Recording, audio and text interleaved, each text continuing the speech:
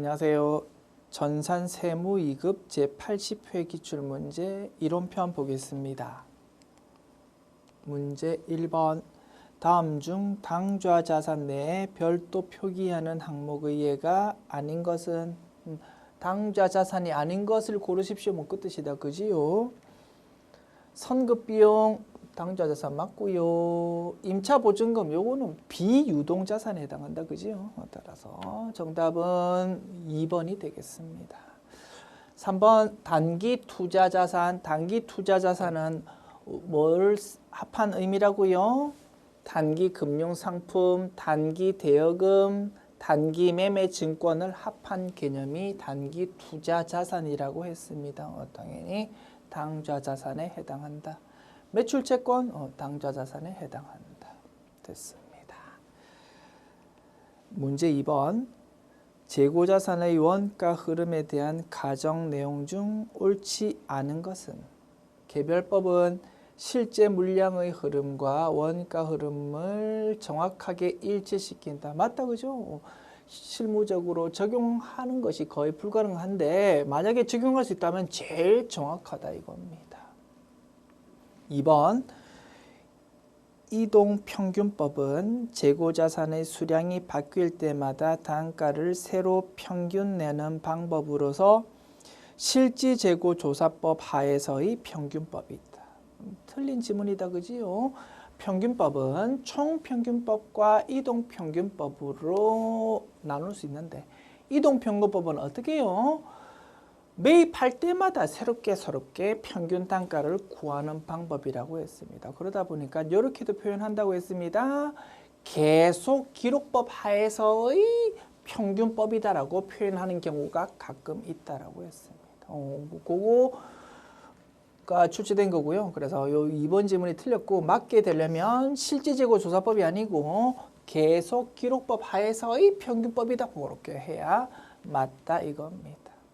실지재고조사법, 계속기록법이라는 것은 단가가 아니고 수량을 결정하는 방법으로서 소개해드렸는데 이동평균법을 정의 내릴 때 그 수량을 파악하는 그 계속기록법이라는 그 방법을 좀 확대 해석해가지고 그렇게 표현하는 경우도 있다라고 말씀드렸다.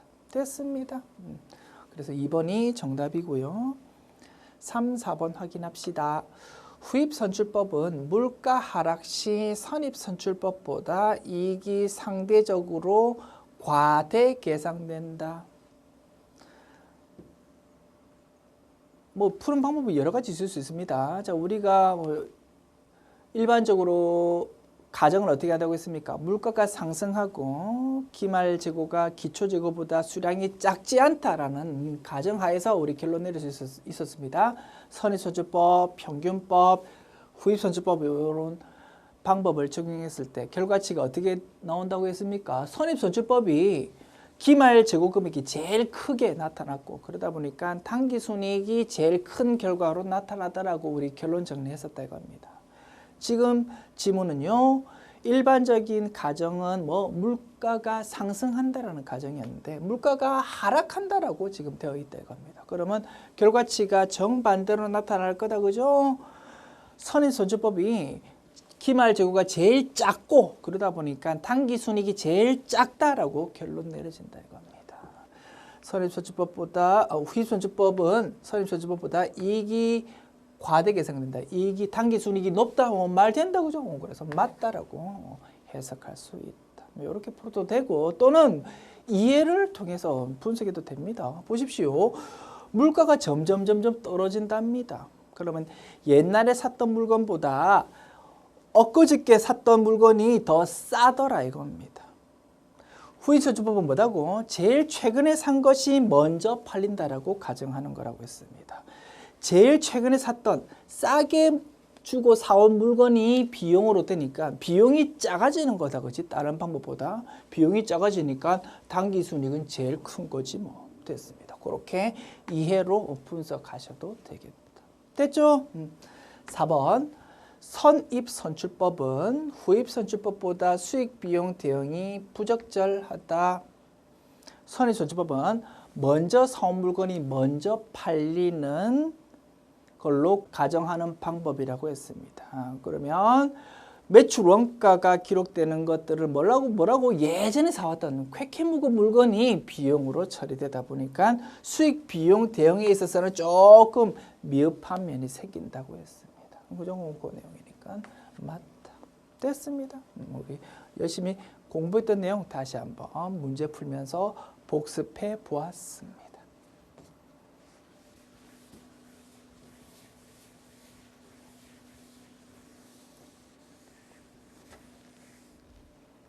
문제 3번.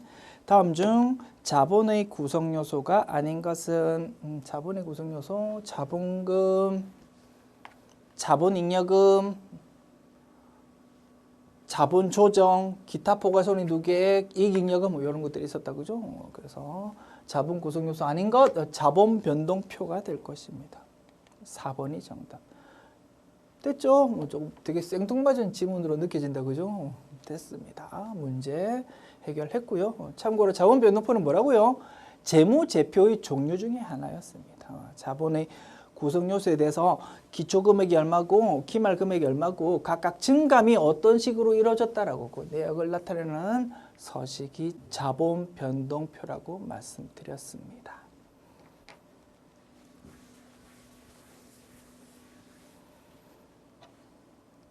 문제 4번. 다음의 거래 형태별 수익 인식 기준 중 잘못된 것은? 위탁 판매.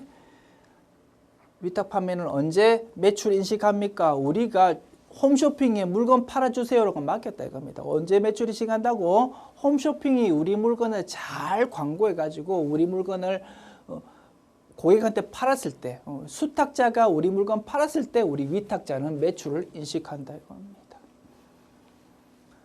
위탁자가 수탁자에게 물건을 인도하는 시점 틀렸다 그죠? 우리가 홈쇼핑에 물건 갖다 줄 때 이미 매출 인식한다고? 아니라고. 그 갖다 준 물건이 고객한테 팔려야 그때야 비로소 우리는 매출 인식한다. 1번이 틀렸고요. 정답 1번. 시용 판매 언제 매출 인식합니까?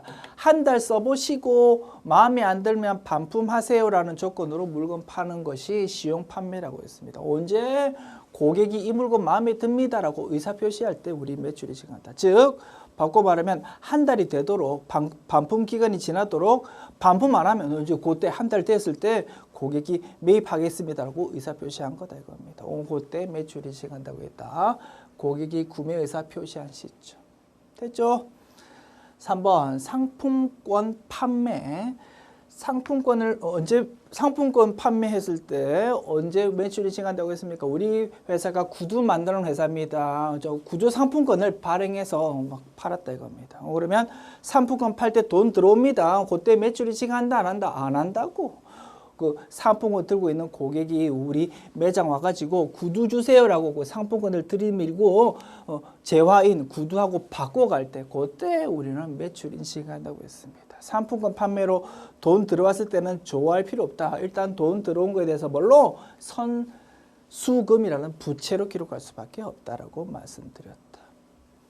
자, 언제 매출 인식한다고? 상품권을 회수하고 재화를 인도하는 시점. 됐죠? 상품권 받고 구두 넘겨주는 그 시점에 매출 인식한다. 4번 일반적인 상품 및 제품 판매 언제 인식합니까? 물건 넘겨줄 때 인도한 시점에 매출 인식한다고 했습니다.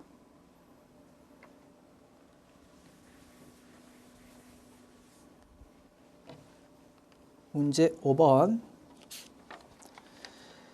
다음 중 손익계산서상 영업이익에 영향을 미치는 설명은 어떤 것일까? 1번 유형자산의 처분으로 인한 처분손익, 유형자산 처분손익을 말한다 그죠? 영업 외 수익 또는 영업 외 비용에 해당한다고 했습니다. 그러면 영업이익 계산할 때는 영향 미치지 않는 것이다. 2번 지정기부금의 지출, 기부금 냈다 이겁니다. 그러면 영업 외 비용이다 그죠? 따라서 영업이익 계산할 때는 전혀 고려할 필요 없다. 사채 상환이익 이런 개념을 우리가 배운 적이 없다 그죠? 어떻게 하라고요? 넘어가면 되겠습니다. 4번 매출 채권에 대한 대손상각비 뭡니까? 판매비와 관리비지 뭐 판관비. 판관비니까 당연히 영업이익 계산할 때 반영될 겁니다. 정답 4번.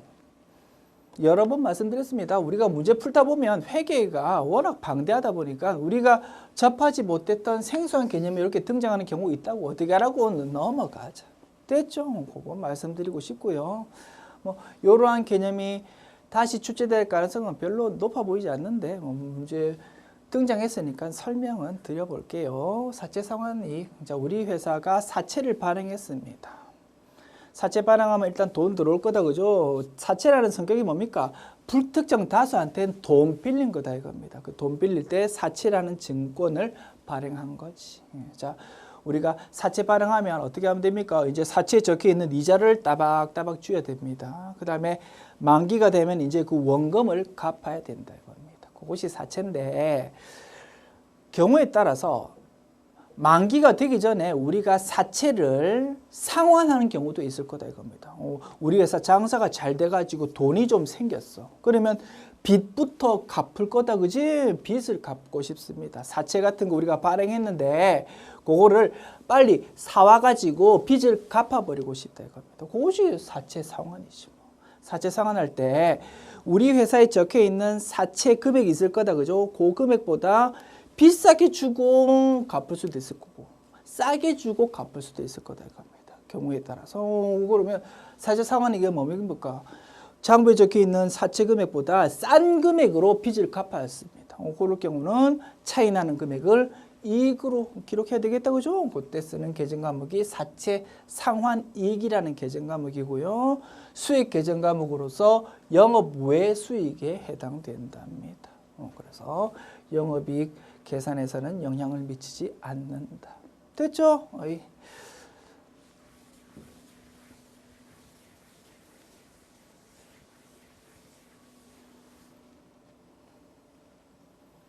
문제 6번입니다.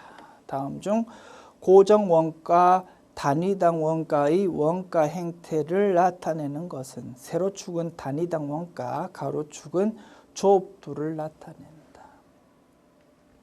고정원가는 뭡니까? 조업도가 증가하더라도 총원가가 항상 일정한 것을 말한다고 했습니다. 제일 대표적인 게 공장의 임차료 뭐 그런 게 될 겁니다. 우리 회사가 건물이 없어가지고 남의 건물을 빌려가지고 공장으로 쓰고 있다 이겁니다. 한 달에 임차료가 1억 원이랍니다. 그게 고정원가다, 그지? 단위당 원가를 그래프로 그려보면 어떻게 됩니까? 총원가를 그래프로 그려보면 이렇게 표시할 수 있다, 그죠? 변동 없다. 그런데 단위당 원가를 이제 나타낸다면, 자, 차를 우리가 자동차 만드는 회사인데 차를 한 대 만들었답니다. 그러면 한 대당 고정원가 얼마? 1억 원. 두 대 만들었답니다. 그러면 단위당 고정원가 얼마? 1억 원 나누기 2니까 5천만 원. 세 대 만들면 나누기 1억 나누기 3 그런 식으로 그래프가 그려질 거고요. 그래프 그려보면 이렇게 나타난다고 했습니다. 3번이 정답 됐습니다.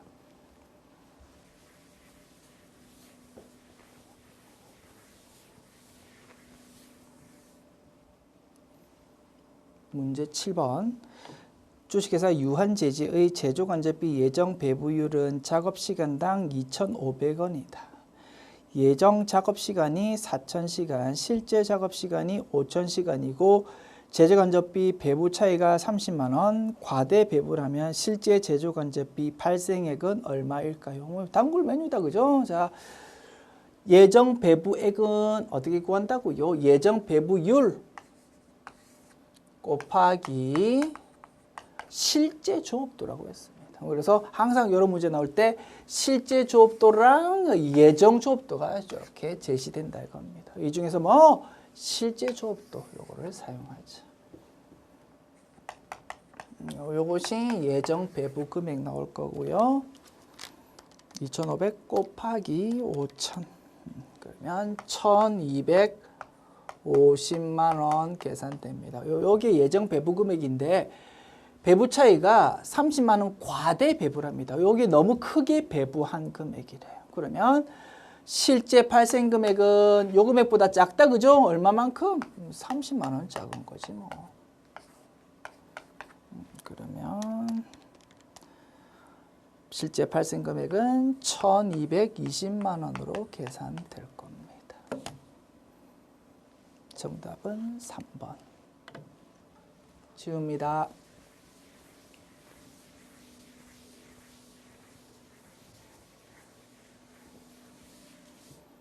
문제 8번. 종합원가 계산 방법 중 선입선출법에 의하면 다음 물량 흐름에서 가공비의 완성품 환산량은 얼마일까요? 단 재료비는 공정 초에 전량 투입되고 가공비는 공정 전반에 걸쳐서 균등하게 발생한다. 많이 풀어본 문제다, 그죠? 선입선출법이고 가공비 완성품 환산량 구하는 거고 가정은 우리가 잘 알고 있는 일반적인 가정이다. 자, 제공품에 대해서 물량 흐름 파악합시다. 기초 제공품 100개, 완성품 1000개, 착수량 1100개, 기말 제공품 200개. 자, 선입선출법은 기초 제공품의 기완성도 고려해야 된다, 그지요? 1000개 완성품은 기초 제공품이 완성된 100개와 단기 착수분이 완성된 900개로 나눌 수 있고, 기초 제공품은 몇 %까지 50%까지 작년도에 이미 완성되었으니까 50%부터 올해 출발한다. 200개는 올해 새로 출발해 가지고 20%에서 멈췄다 이겁니다. 그래프 그려봅니다. 900은 처음부터 출발해서, 아이고, 그래프를 조금 이렇게 짧게 그릴게요. 자, 900개는 다 통과한 거고, 100개는 50%에서 출발해 가지고 완성된 거고, 200개는 처음부터 출발해 가지고 20% 여기서 멈추었다 이겁니다. 됐죠?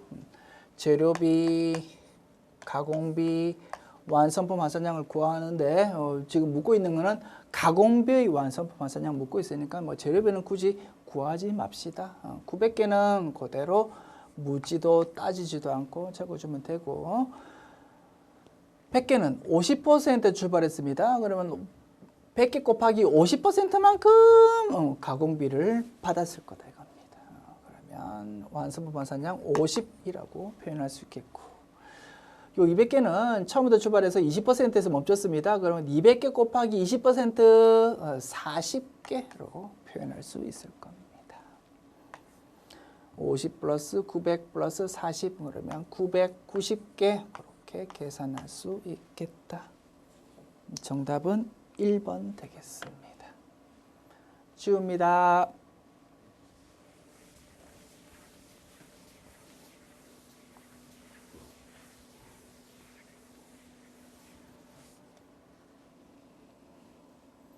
문제 9번.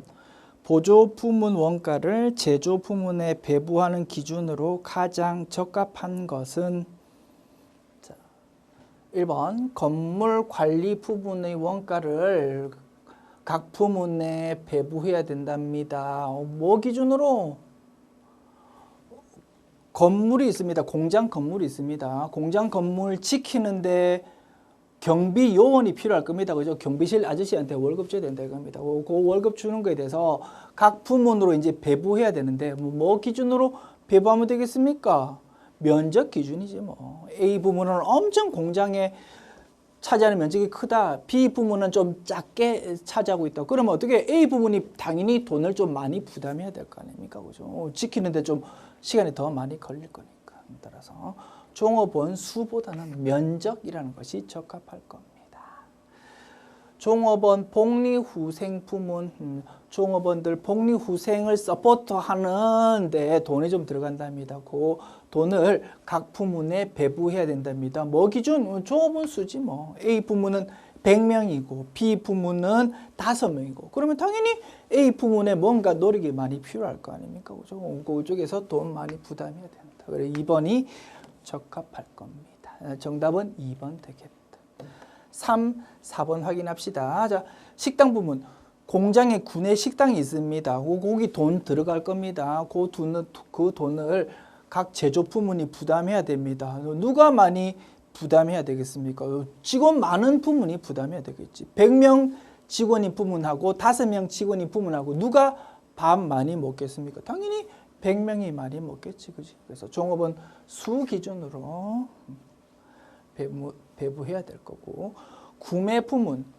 물건 사는 부서가 있답니다. 서포트 부서요. 그 부문에서 돈이 좀 들어간답니다. 그거에 대해서 각 부문이 각 부문의 원가를 배부해야 되는데 어떻게 배부하면 되겠습니까? 물건 많이 사는 구입하는 부문에서 그 구매 부문에 드는 원가를 많이 부담해야 될 겁니다. 그죠? 그래서 주문 수량, 주문 횟수 그런 걸로 배부해야 될 것이다. 기계 시간은 생뚱맞다. 그죠? 이렇게 해결해 보았습니다. 그래서 말씀드렸습니다. 이런 문제는 외우는 게 아니라고 했습니다. 그죠? 당연히 이해하면서 어떤 기준이 인과관계가 적합하신 그걸로 따져서 답을 찾는 거라고 말씀드렸습니다.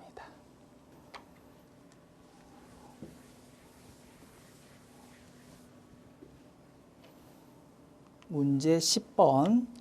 다음 중 단기 총 제조 원가를 구성하는 요소가 아닌 것은 직접 재료비, 직접 농업비, 제조 건조비가 구성 요소겠지요. 단기 제품 제조 원가 아니다. 그죠? 정답은 1번 되겠습니다. 문제 11번. 다음 중 부가가치세법에서 정한 재화 또는 용역의 공급 시기에 공급받는 자가 사업자 등록증을 제시하고 세금계산서 발급을 요구하는 경우에도 세금계산서를 발급할 수 없는 사업자는 뭘 묻고 있습니까? 우리 업종을 가군, 나군, 다군으로 나누어 봤다고 그죠? 그 중에서 다군을 묻고 있다 이겁니다.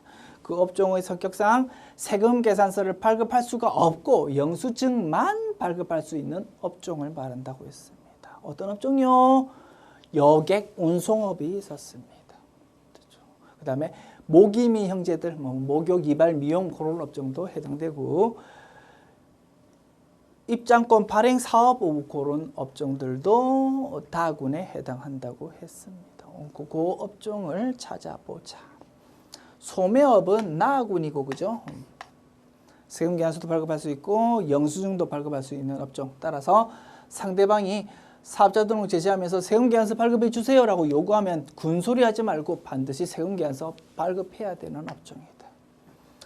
음식점업, 자, 소매업, 음식점업 대표적인 나군 업종이라고 했습니다. 그죠?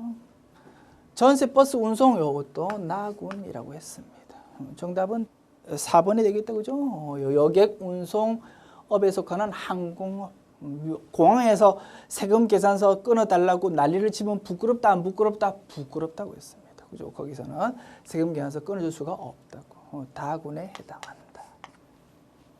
됐습니다.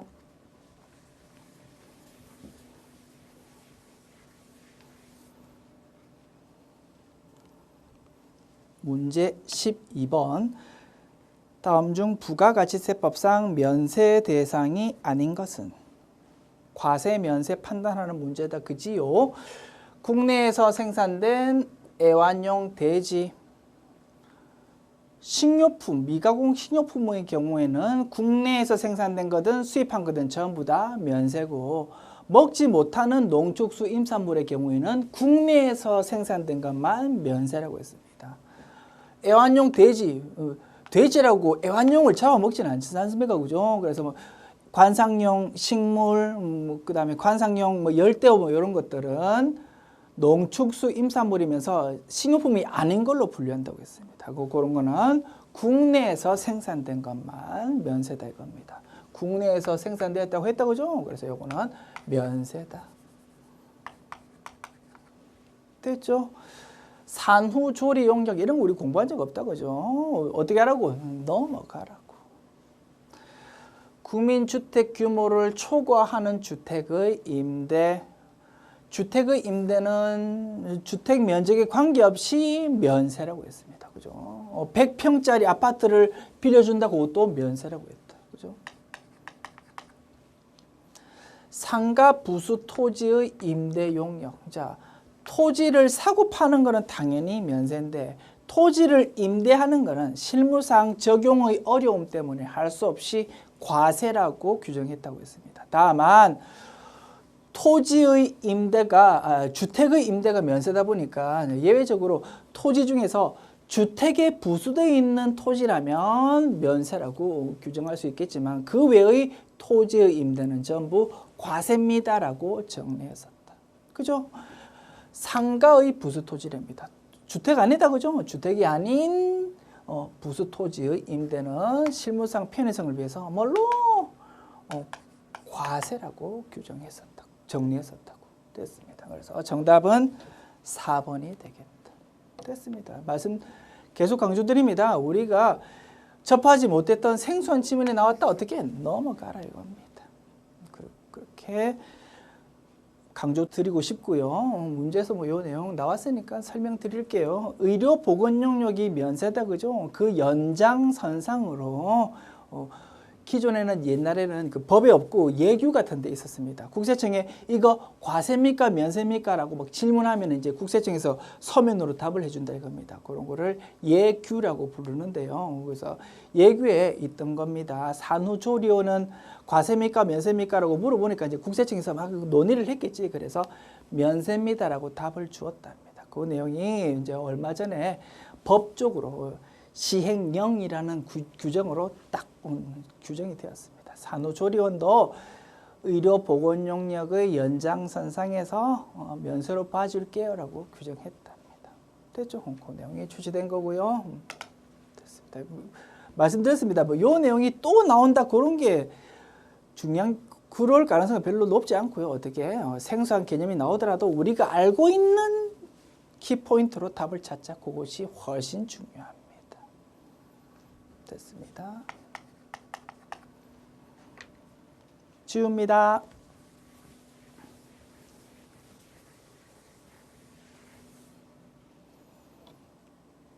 문제 13번 부가가치세법상 조기환급 기간이라 함은 예정신고 기간 중 또는 과세기간 최종 3월 중 매월 또는 매 2월을 말한다. 다음 중 조기환급 기간으로 적절하지 않은 것은 자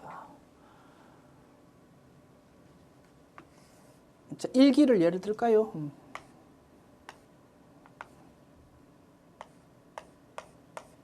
1월, 2월, 3월, 4월, 5월, 6월 있을 때요. 요게 예정신고 기간, 요게 확정신고 기간. 실무에서 확정신고 기간이라고 부르고 정식 명칭은 뭐라고? 과세기간 최종 3개월이라고 했습니다. 이렇게 기간 볼 때 기본적으로 3개월 단위로 신고한다, 그지? 그런데 요 기간에서 앞에 있는 한 달 단위의 1월과 2월, 4월과 5월 또는 요 두 달을 묶은 거 1월, 2월, 4월 요거를 조기 환급 기간이라고 부른다고 했습니다. 그렇죠? 조기 환급 기간이 아닌 거를 찾아봐라 이겁니다.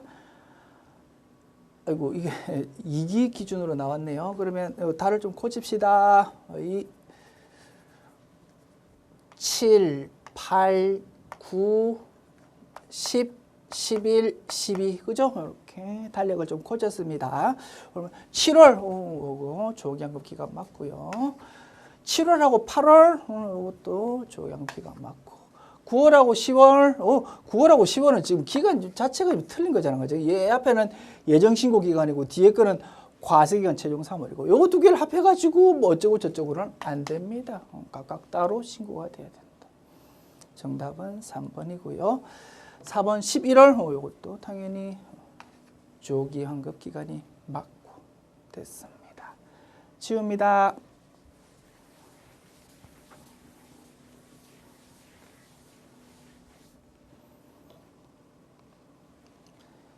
(14번) 봅시다.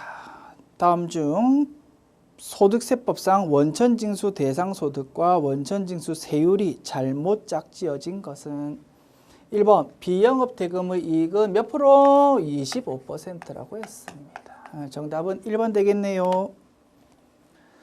2, 3, 4 확인합시다. 2번 일용 근로자 최저 세율인 6%.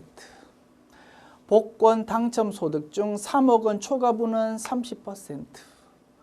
퇴직소득은 기본 세율로 원천 징수할 것이다. 됐습니다. 지웁니다.